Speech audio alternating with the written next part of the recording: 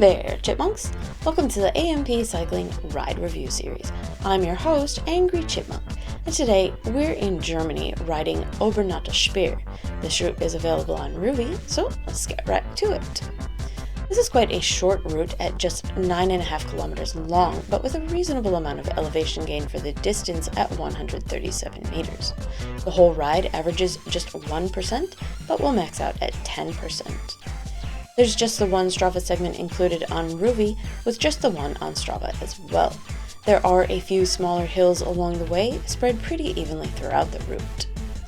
The segment isn't until around the halfway mark, but first up in this ride we're doing some climbing. It's nothing too intense, but you will be seeing 6% by 100 meters in. It really is just a short little climb before things mellow out again. Then around 1.2 kilometers in, you've got another small pinch. It's only about 200 meters long, but the gradient will peak at 8.5%. There's a nice bit of downhill leading into this one, so be sure to use it to help you up the climb. To the segment, you'll be seeing some really nice mellow ups and downs. It's all very gentle with nothing extreme. The only Strava segment is now Holzbach Hill. It's at the 3.6 kilometer mark, is 1 kilometer long with 34 meters of elevation gain, averaging 3.2% and peaking at 5%. The climbing here will start slightly before the segment does. It is a very consistent climb with no major changes to the gradient. A nice steady pace will see it done pretty easily. There's a few ups and downs to the next climb, with gradients peaking around 6% again. The next significant pinch is at the 7.2 kilometer mark, is only 400 meters long with 25 meters of elevation gain. The gradient math puts this at an impressive 6.2% average, with the peak at that route max of 10%. Despite being pretty short, this pinch is a sandwich style. The start and end here are the steeper bits. The lead into this one is pretty flat, so try to carry as much speed as you can to help launch up this short pinch. It's a nice mellow ride to the next pinch, in which is only a couple hundred meters long, but does peak again at 8.5%. There's a nice bit of cruisy downhill to the end of the route, and that's it. For this ride, I would suggest a low to moderate warm-up and cool down. The warm-up is more important here, especially if you're using this route as a warm-up for another ride. You do get thrown pretty quickly into a hill, so I would go for 5 to 10 minutes warm-up here. If this is your only route for the day, give it at least another 5 minutes cool down. And as always, I recommend pre-fueling your rides and including plenty of protein with that. This isn't such a long or difficult ride that you need massive amounts of either one, but pre-fueling with say 10 to 15 grams will see this route easily completed with no further need for food. In fact, it is such a short ride that you really don't need any fuel at all.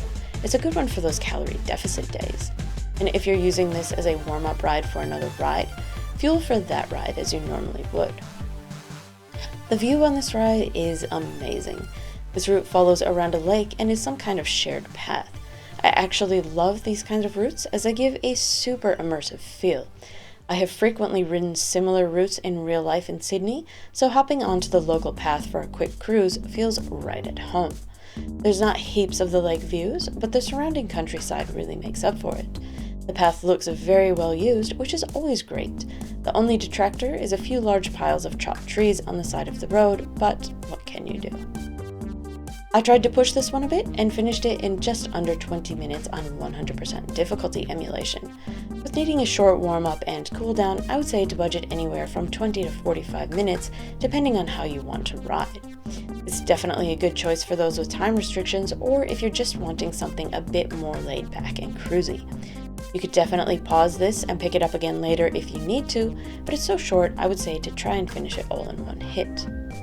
Overall, this is a fantastic route that is suitable for all levels of rider. While some of the hills are a little steep for a newer rider, you can always lower the difficulty emulation or just sit and spin up them slowly. It's a good way to push your gradient limits too. If you're more experienced, this is a really fantastic warm-up route.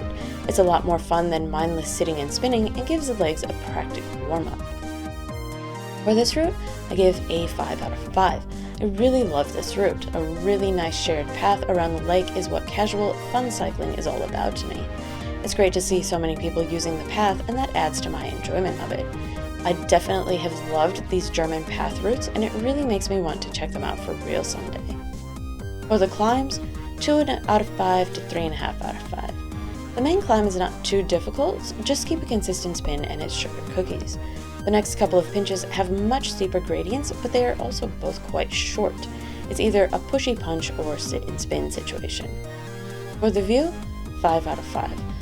I love all the countryside views here with no traffic interruptions. A very good one for that total immersive feel. And overall, 5 out of 5. Definitely put this one in your ride queue. Great for all levels of rider and has a multitude of uses. This is one of those ones that I'd say can just live in your download list and be used multiple times. Well, that's it for this review, so thanks for watching, Chipmunks. Let me know what you think of the Obernautalsperre route if you complete it. I'll leave you to finish the rest of the ride, and I'll see you again in 2 weeks for another review. Until then, ride on, Chipmunks, ride on.